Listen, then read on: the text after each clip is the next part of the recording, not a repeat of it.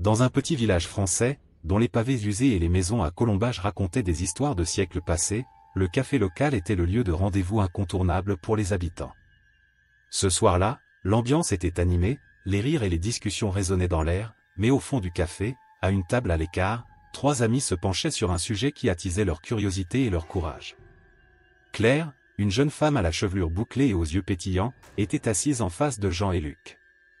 Jean, avec sa stature imposante et son sourire désarmant, était le leader naturel du groupe. Luc, plus réservé, observait ses amis avec une lueur d'amusement dans les yeux, bien que ses mains trahissaient une légère nervosité. « Vous avez entendu parler de cette vieille maison au bout de la rue ?» demanda Claire, ses doigts jouant avec la paille de son verre. « Tout le monde dit qu'elle est hantée. » Jean éclata de rire. « Hantée, vraiment ? Ce ne sont que des histoires pour effrayer les enfants. Je parie que nous pourrions y passer la nuit sans rien voir d'autre que des toiles d'araignée. » Luc, frottant ses mains l'une contre l'autre, intervint, « Peut-être, mais les histoires de fantômes ne viennent pas de nulle part. Et si quelque chose de bizarre se produisait ?» Claire secoua la tête, son sourire s'élargissant. « C'est exactement ce que je veux prouver. Ces histoires ne sont que des mythes. Nous devons y aller et voir par nous-mêmes. » « D'accord, acquiesça Jean, déjà emporté par l'excitation de l'aventure. « Mais si nous y allons, nous devons être préparés. Des lampes de poche, des collations et beaucoup de courage. Et peut-être une bouteille de vin pour nous donner du courage, » ajouta Luc avec un sourire malicieux. Les trois amis décidèrent alors de se retrouver plus tard dans la soirée, armés de lampes de poche et d'un esprit d'aventure. Tandis qu'ils quittaient le café, une brise fraîche souffla à travers les rues pavées, faisant frémir les feuilles des arbres. Claire ressentit un frisson, mais elle l'attribua à l'excitation, se promettant de ne pas se laisser intimider. Lorsque le moment tant attendu arriva, Claire, Jean et Luc se retrouvèrent devant la maison abandonnée. La bâtisse, avec ses murs décrépits et ses fenêtres brisées, semblait surgir d'un autre temps. Une odeur de terre humide et de décomposition flottait dans l'air, et l'obscurité enveloppait la maison comme un drap de velours noir. « Regardez cette porte » murmura Claire, le cœur battant. Elle avança d'un pas, mais la voix de Jean la retint. « Attends, Claire. Nous devrions peut-être réfléchir à ça. Si cette maison est vraiment hantée, il pourrait y avoir des choses que nous ne comprenons pas, je suis d'accord, » ajouta Luc, ses yeux scrutant l'obscurité. « Nous devrions être prudents. »« Prudents » s'esclaffa Jean. « Nous sommes ici pour prouver que ce ne sont que des histoires. Allez, n'ayez pas peur. » Il poussa la porte, qui grincerait comme si elle avait été réveillée d'un long sommeil. L'intérieur de la maison était sombre, et l'odeur de moisi les frappa au visage comme un coup de poing. Les murs étaient tapissés de poussière, et des ombres dansaient dans les recoins, créant une atmosphère oppressante. Claire alluma sa lampe de poche, et le faisceau de lumière fendit l'obscurité, révélant des meubles couverts de draps blancs et des tableaux ternis accrochés au mur. « C'est très différent de ce à quoi je m'attendais, » murmura Luc, balayant la pièce du regard. « C'est presque triste. »« Triste, mais pas effrayant, » rétorqua Jean. « Allons explorer. » Ils avancèrent prudemment dans le couloir, les bruits de leurs pas résonnant sur le sol en bois. Claire essayait de paraître courageuse, mais une sensation d'appréhension grandissait en elle, comme une ombre qui s'étirait dans son esprit.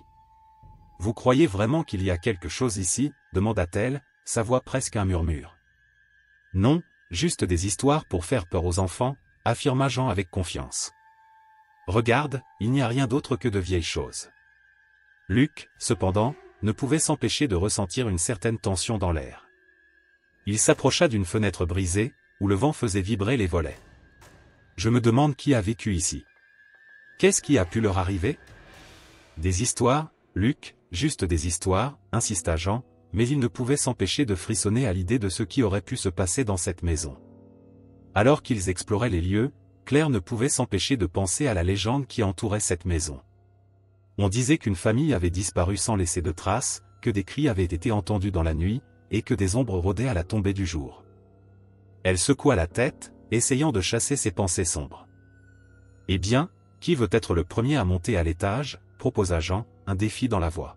« Je suppose que je peux y aller, » répondit Claire, prenant une grande inspiration. « Mais je ne veux pas être seule. » Luc, sentant l'atmosphère pesante, s'approcha d'elle.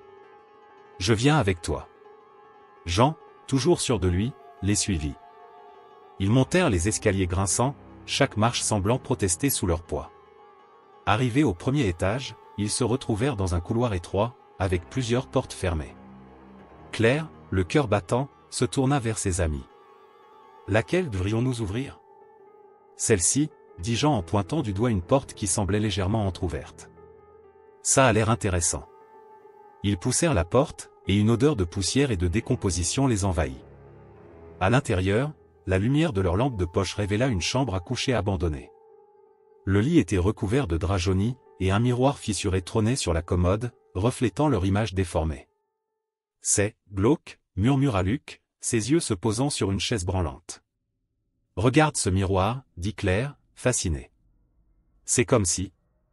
Soudain, un bruit sourd résonna au-dessus d'eux, faisant vibrer les murs. Ils se figèrent, leur cœur battant à tout rompre. « Qu'est-ce que c'était » chuchota Luc, le visage blême.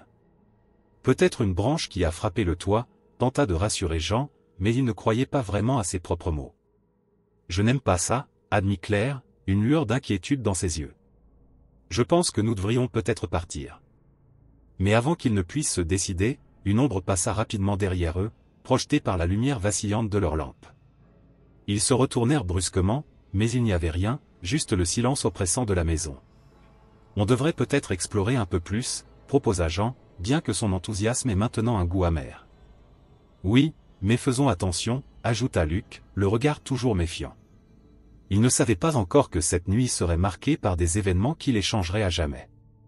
Le vieux plancher de la maison craquait sous les pas de Claire, Jean et Luc alors qu'ils exploraient le rez-de-chaussée, leur lumière de poche balayant les murs décrépits. L'air était lourd, chargé d'une odeur de moisissure et de poussière, comme si les souvenirs de ceux qui avaient vécu ici étaient emprisonnés dans chaque particule. Les murs étaient ornés de vieilles photographies, certaines à moitié arrachées, d'autres jaunies par le temps. Chaque image semblait raconter une histoire, mais les visages figés ne révélaient que des regards tristes et désespérés. « Regarde celle-ci » s'exclama Luc en désignant une photo accrochée près de la cheminée. Il s'approcha, son cœur battant d'excitation. Au centre de la photo, une famille souriante, mais quelque chose dans leurs yeux semblait caché, comme s'ils savaient déjà ce qui allait leur arriver. « C'est étrange, non » dit Claire, frissonnant malgré elle. « On dirait qu'ils sont malheureux. » Peut-être qu'ils étaient juste mauvais en photo, plaisanta Jean, mais il ne put s'empêcher de jeter un coup d'œil inquiet autour de lui. La lumière vacillait, créant des ombres dansantes qui semblaient s'étirer sur les murs. À ce moment-là, Luc se pencha pour ramasser un objet poussiéreux près du sol. C'était un vieux journal, ses pages jaunies et fragiles. « Regardez ça » s'écria-t-il, tout excité. Ce pourrait être un journal intime. Il l'ouvrit délicatement, soufflant sur la couverture pour enlever la poussière. Les mots étaient à peine lisibles, mais il pouvait distinguer des phrases qui évoquaient des rituels et des prières, quelque chose d'étrange qui piqua sa curiosité. Pourtant, avant qu'il ne puisse lire plus, un bruit sourd retentit à l'étage, comme un meuble qui tombait. Le son résonna dans l'obscurité, glaçant le sang des trois amis. « Qu'est-ce que c'était » demanda Claire, son visage blême. « Ça vient d'en haut » murmura Jean, les yeux écarquillés. Luc, hésitant, ferma le journal et le remit à sa place. « Peut-être qu'on devrait aller voir ?»« Tu es sérieux ?» Claire secoua la tête, le cœur battant à tout rompre. « Qu'est-ce qui nous attend là-haut ?» Mais la curiosité de Luc l'emporta sur sa peur. « Allez, ça pourrait être intéressant. Nous sommes ici pour découvrir ce qui se passe, non ?» Claire échangea un regard inquiet avec Jean, qui, bien que nerveux, hocha la tête. « D'accord, mais restons ensemble et faisons attention. » Ils montèrent lentement l'escalier en bois, chaque marche grinçant sinistrement sous leur poids. L'atmosphère devenait de plus en plus pesante, comme si la maison elle-même les observait. Claire se sentit soudain très petite, comme si une présence invisible pesait sur ses épaules. Arrivés au premier étage, ils se retrouvèrent dans un long couloir, orné de portes fermées. Une légère brise glaciale parcourut l'espace, et Claire frissonna. « Je n'aime pas ça » murmura-t-elle. Luc s'approcha d'une porte au bout du couloir, l'oreille collée contre le bois. « J'entends quelque chose. » dit-il, mais sa voix s'éteignit lorsque le bruit de leur respiration devint trop fort. « Ça peut être juste le vent » proposa Jean, essayant de se rassurer. Mais alors qu'il parlait, un léger murmure, à peine audible, se fit entendre, comme une conversation lointaine. On dirait des voix. Claire balaya le couloir du regard, l'angoisse montant en elle. On devrait vraiment partir. Non, attendons juste un moment, insista Luc, un brin d'excitation dans la voix. C'est peut-être l'occasion de découvrir quelque chose de vraiment incroyable. Je ne sais pas. Claire hésitait, mais la curiosité de Jean et Luc était contagieuse. Luc prit une grande respiration et ouvrit la porte au bout du couloir. La chambre était grande et sombre, à peine éclairée par la lumière des lampes de poche. Un grand miroir fissuré trônait sur le mur, et en s'approchant, ils purent voir leurs reflets déformés. Mais ce qui les frappa le plus, c'était la sensation de froid qui semblait émaner de la pièce. Claire se frotta les bras, cherchant à se réchauffer. Ça donne des frissons, murmura Jean, un frisson parcourant son échine. Soudain, ils réalisèrent qu'une silhouette floue semblait se matérialiser derrière eux dans le miroir. Les cœurs battant à tout rompre, ils se retournèrent rapidement, mais il n'y avait rien. « Vous avez vu ça » demanda Luc, la voix tremblante. « Oui. » répondit Claire, les yeux écarquillés. « Je ne me sens pas bien ici. » Jean, tentant de calmer l'atmosphère, dit « Peut-être qu'on devrait juste rester un moment et voir si quelque chose d'autre se produit. » Mais alors qu'ils se tenaient là, l'air lourd autour d'eux semblait s'épaissir, et un sentiment de malaise grandissait. Claire, sentant un frisson glacial lui parcourir le dos, s'approcha du miroir. « Il y a quelque chose qui ne va pas avec ce miroir, » murmura-t-elle, presque pour elle-même. À ce moment, le reflet dans le miroir se mit à trembler, et la silhouette derrière elle sembla se rapprocher. « Claire, attention !» cria Jean, mais c'était trop tard. Claire se retourna brusquement, son cœur crescendo dans sa poitrine, mais encore une fois, il n'y avait rien. « Qu'est-ce qui se passe ici » demanda Luc, visiblement inquiet. La tension était palpable, et les trois amis se regardèrent, cherchant des réponses dans les yeux des autres. Ils savaient qu'ils avaient pénétré dans quelque chose de plus grand qu'eux, quelque chose qui les dépassait. « Je pense qu'on devrait partir, vraiment » insista Claire, la panique montant en elle. Mais avant qu'ils ne puissent réagir, la porte de la chambre se ferma brusquement avec un fracas, les enfermant à l'intérieur. Les murs semblèrent se resserrer autour d'eux, et un murmure indistinct résonna dans l'air, écho de voix anciennes. « Qu'est-ce qui se passe » demanda Luc, la voix tremblante. La peur s'installait, et l'inquiétude grandissait à chaque seconde. Ils étaient piégés, et la maison, avec tous ses secrets et ses ombres, semblait se réjouir de leur terreur. Luc, les yeux écarquillés, se retourna brusquement, mais la silhouette qui avait effleuré son champ de vision s'était volatilisée. Un frisson glacé parcourut son échine. La chambre, autrefois empreinte d'une curiosité innocente, avait soudainement pris une tournure sombre. « C'était juste mon imagination » murmura-t-il, mais ces mots sonnaient creux dans l'air épais de la pièce. Claire, les mains tremblantes, échappa un petit cri étouffé, tandis que Jean, toujours plus audacieux, tenta de masquer son propre malaise. « On devrait peut-être sortir d'ici » proposa Claire, sa voix trahissant une légère panique. L'idée de quitter cette chambre où l'air semblait se raréfier lui était devenue tout à fait séduisante. « Une minute » s'opposa Jean, en haussant les épaules. « Nous ne sommes pas des enfants, n'est-ce pas ? Il n'y a rien ici, juste des histoires pour effrayer les naïfs. » Il jeta un regard autour de lui, comme pour défier la présence invisible qui semblait les observer. Luc acquiesça lentement, mais son regard restait fixé sur le miroir fissuré. « Il faut juste être prudent » murmura-t-il. Le trio avançait prudemment vers la sortie de la chambre, Claire se tenant plus près de Luc, comme si sa présence pouvait la protéger des ombres qui dansaient autour d'eux. Dans le couloir, une atmosphère oppressante les accueillit.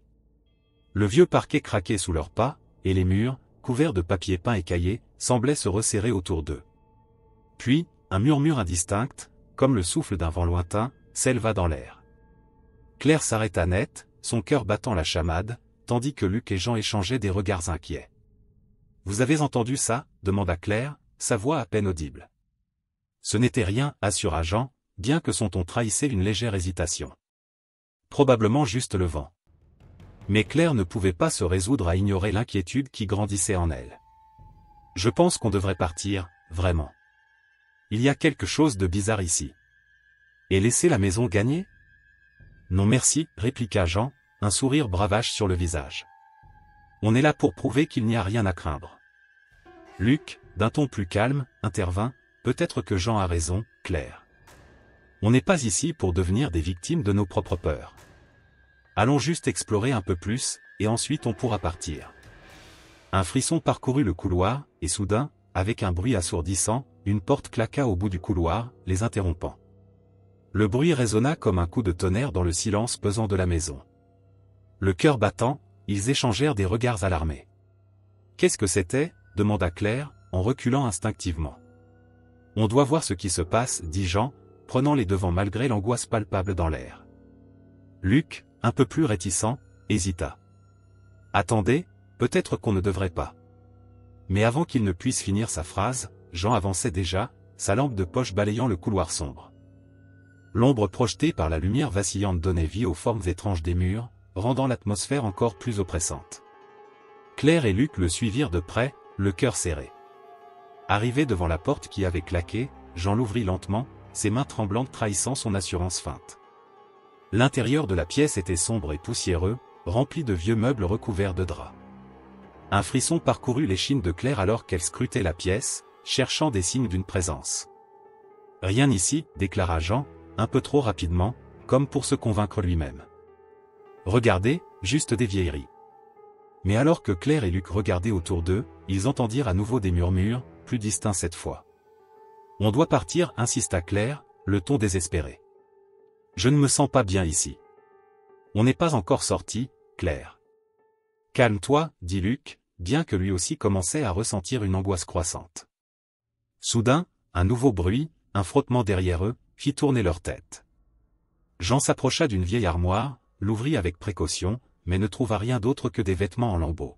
« C'est juste du vieux tissu, » affirma-t-il, mais sa voix était teintée d'une nervosité qu'il ne pouvait masquer. « On doit vraiment partir, » répéta Claire, les larmes aux yeux. « C'est comme si cette maison voulait nous garder ici. »« Ne sois pas ridicule, » rétorqua Jean. « On n'est pas des superstitieux. C'est juste une maison vide. » Mais alors qu'il parlait, une porte à l'extrémité du couloir se mit à trembler comme si une force invisible tentait de l'ouvrir. Leurs cœurs s'emballèrent, et sans même échanger un mot, ils se précipitèrent vers la sortie. La panique s'emparait d'eux, et la peur se lisait sur leurs visages. Alors qu'ils atteignaient la porte d'entrée, un souffle glacial les frappa, et ils réalisèrent que quelque chose les retenait. La porte ne voulait pas s'ouvrir. « Tire. Pousse. Fais quelque chose, » cria Luc, en se jetant contre la porte, mais rien n'y faisait. « On est piégés, » hurla Claire, sa voix résonnant dans le couloir sombre. Jean se mit à frapper la porte avec frénésie. « Laissez-nous sortir. Laissez-nous sortir. » Mais la voix de la maison, silencieuse mais insistante, semblait répondre par un chuchotement moqueur, comme si elle se délectait de leur terreur. « Il faut trouver un autre moyen, » proposa Luc, désespéré. Ils commencèrent à scruter la pièce, cherchant une fenêtre, une autre porte, un moyen d'échapper à l'emprise de cette maison maléfique. Mais alors qu'ils se débattaient, le murmure indiscernable résonna encore, plus fort cette fois, et une voix, claire comme le cristal, s'éleva dans l'air. « Restez avec nous. » Un frisson d'horreur leur parcourut le corps, et Claire, effrayée, se rapprocha de Luc. « Qu'est-ce qu'on fait ? Qu'est-ce qu'on fait ? » « On doit rester ensemble, » insista Luc, mais son visage trahissait l'angoisse. « Ne les écoutez pas. » Jean, cependant, semblait hypnotisé par la voix. « Peut-être qu'elle veut juste nous parler. » dit-il, sa voix tremblante. « Ne sois pas stupide, Jean, » s'écria Claire. « C'est un piège. » Mais dans ce moment de chaos, la maison avait déjà commencé à les engloutir, tissant autour d'eux un réseau de terreur et d'illusions qui menaçait de les séparer à jamais. Luc, la respiration haletante, se tenait près de la porte, ses mains plaquées contre le bois usé, tentant d'en comprendre la nature. Les battements de son cœur résonnaient dans ses oreilles, un rythme frénétique qui semblait se mêler à l'écho des murmures indistincts qui flottaient dans l'air. Claire et Jean, légèrement en retrait, partageaient son angoisse. Ils avaient conscience que quelque chose de sinistre se cachait dans cette maison, une présence sourde qui les observait, attendant le moment propice pour frapper. « On doit sortir d'ici, c'est trop dangereux, » murmura Claire, une lueur de peur dans ses yeux. Son instinct de survie s'éveillait, mais la curiosité de Luc l'entravait. Il tenait toujours le journal qu'il avait trouvé, le feuilletant avec une frénésie désespérée. « Attendez, » dit-il d'une voix tendue. « Ce journal pourrait nous dire ce qui se passe ici. Peut-être qu'il y a quelque chose qui peut nous aider. » Il brandit le livre poussiéreux, sa couverture ornée de motifs étranges, comme s'il parlait d'un autre monde, d'un autre temps. Jean, les bras croisés, lança un regard sceptique. « Luc, je comprends que tu veuilles comprendre, mais la priorité, c'est de sortir. On ne sait pas ce qui nous attend. » Mais Luc était déjà absorbé par le texte. « Écoutez ça, dit-il, le front plissé des concentrations. Il parle d'une famille qui vivait ici. Ils avaient des rituels sombres. » Claire s'approcha, intriguée malgré sa peur. « Des rituels? Qu'est-ce que ça veut dire ?» Luc lut à voix haute, sa voix tremblante mais déterminée. Il est écrit que la maison a été construite sur un ancien site de sacrifice. La famille a disparu dans des circonstances mystérieuses, et leurs âmes seraient piégées ici, attendant d'être libérées. Une froideur soudaine envahit la pièce. Les murs semblaient se rapprocher, comme si la maison aspirait leur énergie. Jean secoua la tête, inquiet. « C'est absurde. Ce ne sont que des histoires pour effrayer les enfants. » « Et si c'était vrai, rétorqua Luc, l'angoisse se lisant sur son visage. « Et si nous étions ici pour une raison ?» Un fracas soudain se fit entendre à l'étage, faisant sursauter les trois amis. La porte derrière eux, qu'ils avaient tenté de forcer, vibra sous l'effet d'une force invisible. Les murmures s'intensifièrent, devenant des soupirs désespérés, comme des âmes appelant à l'aide. « On doit partir, maintenant, » insista Claire, le regard apeuré. « Je ne me sens pas bien ici. » Luc, cependant, ne voulait pas abandonner. « Attendez, je veux juste, encore un peu, » implora-t-il, feuilletant le journal plus frénétiquement. Soudain, une lumière vacilla, puis s'éteignit, plongeant la pièce dans l'obscurité. Les lampes de poche des trois amis clignotèrent, avant de s'éteindre les unes après les autres, les laissant dans une pénombre angoissante. « Luc ! Qu'est-ce qui se passe » cria Jean, sa voix tremblante de peur. Des rires d'enfants résonnèrent autour d'eux, des éclats de joie qui résonnaient de manière troublante dans cette atmosphère sombre. Claire se mit à trembler. « C'est pas normal, » murmura-t-elle, le regard fixe sur le vide. « Ne panique pas, » répondit Jean, tentant de prendre le contrôle de la situation. « Restez proches. » Mais une angoisse sourde s'installait, et Claire ne pouvait s'empêcher de ressentir qu'il n'était pas seul. « Je sens qu'on nous observe, » dit-elle, sa voix à peine audible. Luc, toujours absorbé par le journal, ne réalisait pas l'étendue de leur danger. « Il faut que je trouve plus d'informations. Il doit y avoir quelque chose ici qui explique tout ça. » Il continua de lire, sa voix devenant de plus en plus basse, comme s'il avait peur d'attirer l'attention de quelque chose d'invisible. « Luc, arrête » s'énerva Jean. « Ça ne sert à rien. On doit sortir maintenant. » Mais les mots de Jean se perdaient dans l'obscurité. Un souffle glacial parcourut la pièce, et les rires d'enfants se transformèrent en pleurs désespérés. Claire, prise de panique, chercha une issue, mais la maison semblait se refermer sur eux. « Regarde !» La porte, cria-t-elle, pointant du doigt la sortie, qui semblait maintenant se dérober, comme si quelque chose essayait de les retenir. Luc, enfin conscient de l'urgence, ferma le journal et se dirigea vers la porte. « Venez, vite !» En l'espace d'un instant, le sol trembla sous leurs pieds, et une ombre passa devant eux, rapide comme l'éclair. Jean, pétrifié, lâcha un cri de terreur. Qu'est-ce que c'était? Ne restez pas là. On doit bouger, ordonna Luc, tirant Claire par le bras. Mais au moment où ils atteignirent la porte, elle se verrouilla avec un claquement sec. Ils poussèrent ensemble, mais elle ne bougea pas d'un pouce. On est coincé, hurla Jean, la panique s'emparant de lui. Les murmures se transformèrent en cris stridents, une cacophonie qui résonnait dans toute la maison. Luc, désespéré, chercha une autre issue. Il doit y avoir une fenêtre, quelque chose. Claire, le cœur battant, se tourna vers Luc. Le journal. Il a peut-être une solution. Luc, réalisant qu'il avait négligé le potentiel de l'objet qu'il tenait, se mit à le fouiller avec frénésie. Attends, je vais chercher. Mais avant qu'il ne puisse dire quoi que ce soit, la lumière revint brusquement, aveuglante, et ils se retrouvèrent face à face avec une silhouette floue qui se tenait dans l'ombre, son regard perçant les enveloppant d'une terreur indescriptible. « Qui êtes-vous » demanda Luc, la voix tremblante. La silhouette ne répondit pas, mais un frisson glacé parcourut l'espace, et les rires d'enfants revinrent, plus forts, plus proches. Ils se regardèrent, l'horreur s'insinuant dans leur cœur. Nous devons partir, articula Jean, mais la peur paralysait chacun de leurs mouvements. La silhouette s'avança lentement, et le journal de Luc s'ouvrit tout seul, les pages tournant avec une force invisible. Des mots étranges s'échappèrent, flottant dans l'air, comme une incantation. Non, non, non, s'écria Luc, essayant de refermer le livre, mais il était trop tard. Les mots résonnèrent, et un vent froid emporta tout sur son passage, les plongeant à nouveau dans l'obscurité. Les cris, les murmures, les rires, tout se mêla à une mélodie lugubre, et dans cette tourmente, l'amitié de Claire, Jean et Luc trembla à la limite de l'effondrement. Claire, les yeux écarquillés, se tenait au milieu de la pièce, le cœur battant à tout rompre. Chaque ombre semblait se mouvoir, jouant avec son esprit déjà troublé. Elle avait l'impression qu'une présence l'observait, se glissant derrière elle à chaque instant. Dans un élan d'angoisse, elle fit quelques pas en arrière, loin de ses amis. Ses jambes tremblaient, et elle déglutit avec difficulté.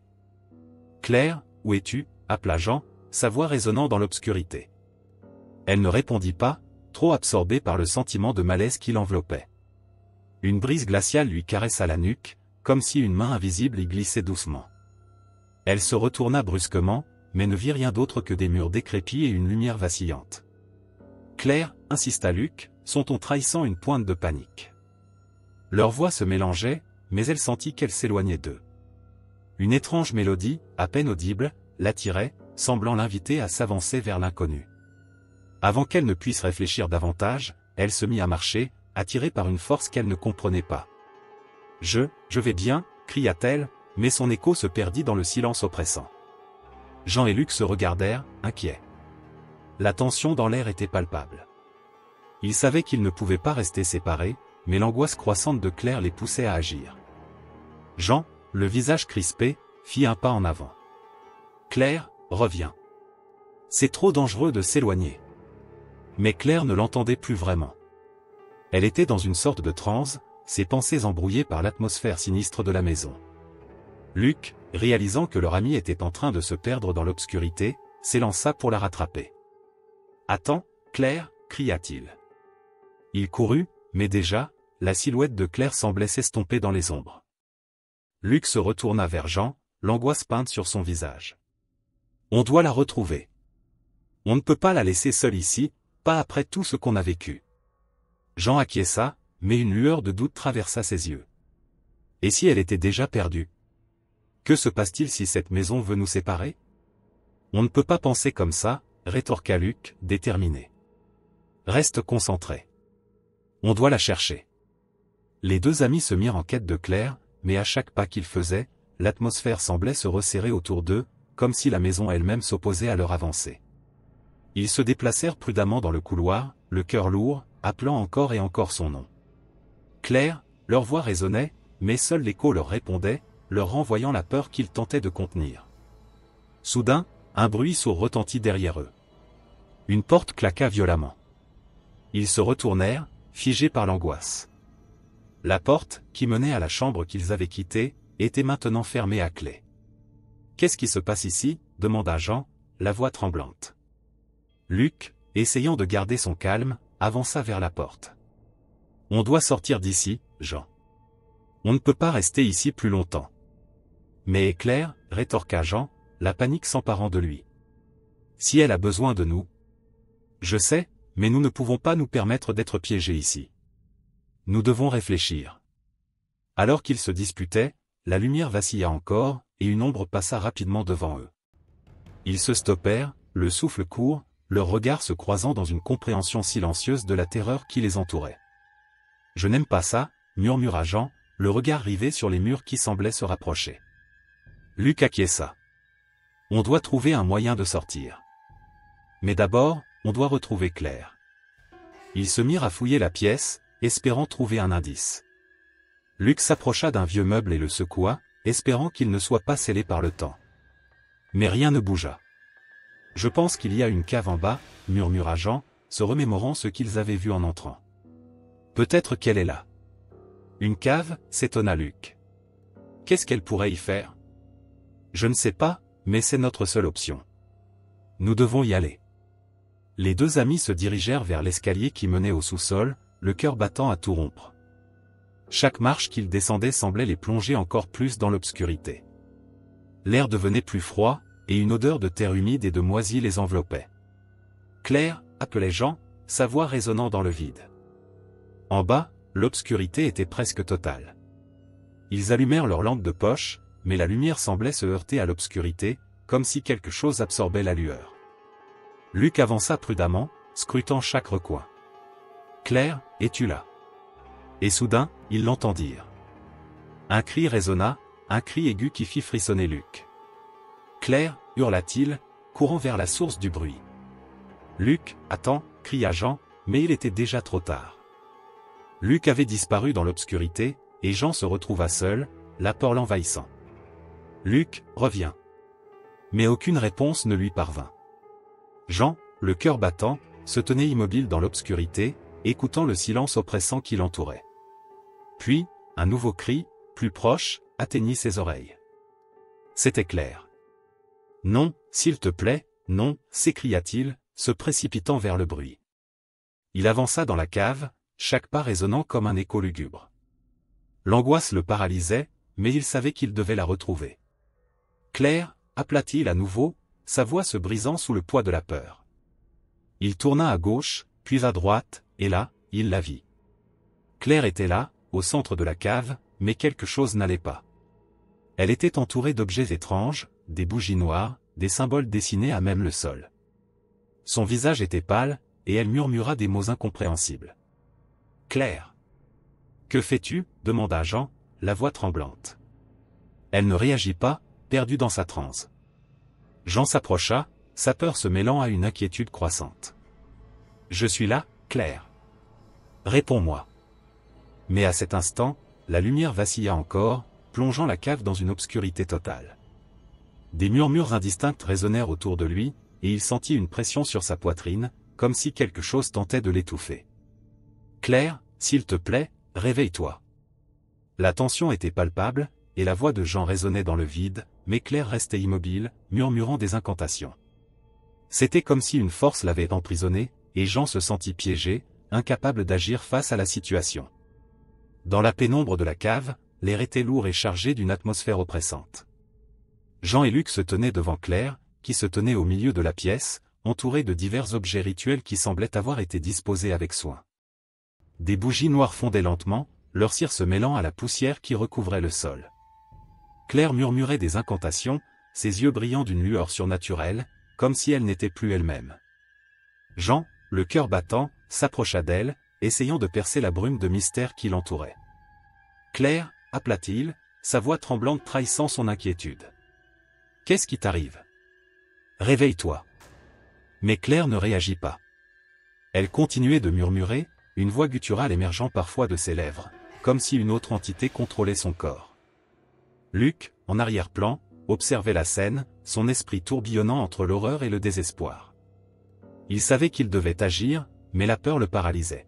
« Jean, peut-être qu'il faut la secouer, ou l'emmener d'ici, » proposa Luc, sa voix à peine audible dans le tumulte de la situation. « Non, je vais essayer de la ramener à la raison, » répondit Jean, s'avançant un peu plus. Il attrapa les épaules de Claire, la secouant doucement. « Claire, écoute-moi. C'est moi, Jean. Reviens. » À cet instant, les murmures s'intensifièrent, résonnant dans la cave comme un écho sinistre. Claire, ou plutôt l'entité qui l'habitait, tourna lentement la tête vers Jean, un sourire déformé et malveillant s'étirant sur ses lèvres. « Tu ne peux pas la sauver, Jean » dit une voix qui n'était pas celle de Claire, rauque et remplie de mépris. « Elle m'appartient maintenant. » Jean recula un peu, son cœur s'emballant. « Que veux-tu ? Qu'est-ce que tu veux de nous ?» Luc, réalisant que la situation pouvait dégénérer rapidement, se mit à fouiller dans le journal qu'il avait trouvé plus tôt. Ses mains tremblaient alors qu'il feuilletait les pages poussiéreuses, cherchant désespérément une réponse, un moyen de libérer son ami. Il se souvint de quelques passages qui parlaient de rituels et de protection contre les entités malveillantes. « Écoute, Claire, je vais lire quelque chose, peut-être que ça pourra t'aider, » annonça Luc, sa voix tremblante mais déterminée. Il leva le livre et lut à haute voix un passage qui parlait d'une invocation pour dissiper les forces obscures. Les mots résonnaient dans l'air avec une force inattendue, et l'entité qui habitait Claire commença à se tordre d'une manière inquiétante. « Arrête ça !» hurla-t-elle, sa voix mêlant désespoir et rage. Tu ne sais pas avec qui tu joues. L'air autour d'eux vibra, et les bougies vacillèrent. Luc continua de lire, déterminé à ne pas céder à la peur. Les mots semblaient avoir un effet sur l'entité, qui commença à se déformer, révélant des aspects grotesques de son visage. Ce n'était plus Claire, mais une créature tordue, à la fois humaine et monstrueuse. « Jean, je crois que ça fonctionne », cria Luc, l'espoir commençant à percer à travers le désespoir. Mais à cet instant, l'entité se tourna vers eux, ses yeux devenant des puits sombres et profonds, remplis de colère.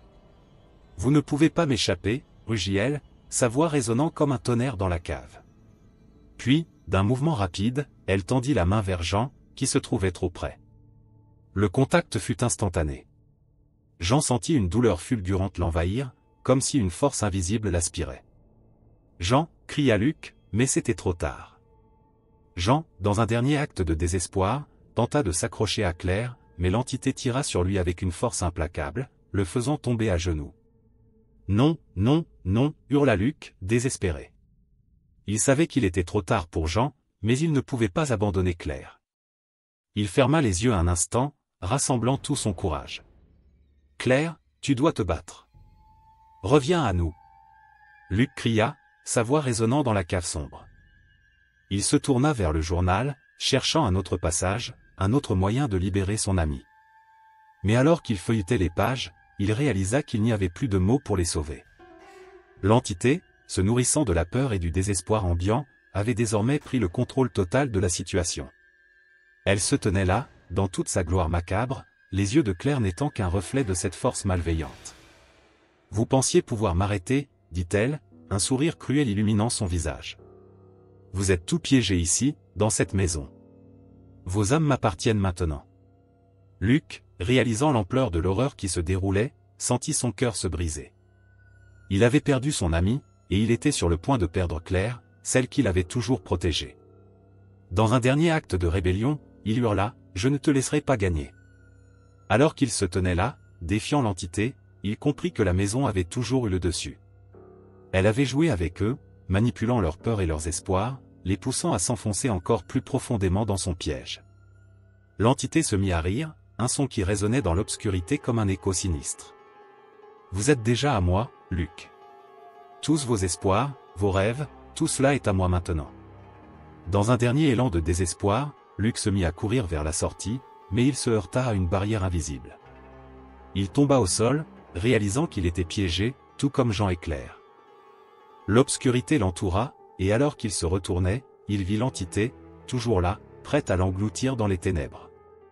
Ses cris résonnèrent dans la cave, mais personne ne put l'entendre, car la maison avait déjà commencé à dévorer son âme. Luc comprit alors que l'horreur qu'ils avaient vécue n'était que le début. Ils étaient tous condamnés, piégés dans les murs de cette maison maudite pour l'éternité, leurs esprits perdus à jamais dans un labyrinthe de désespoir et de souffrance.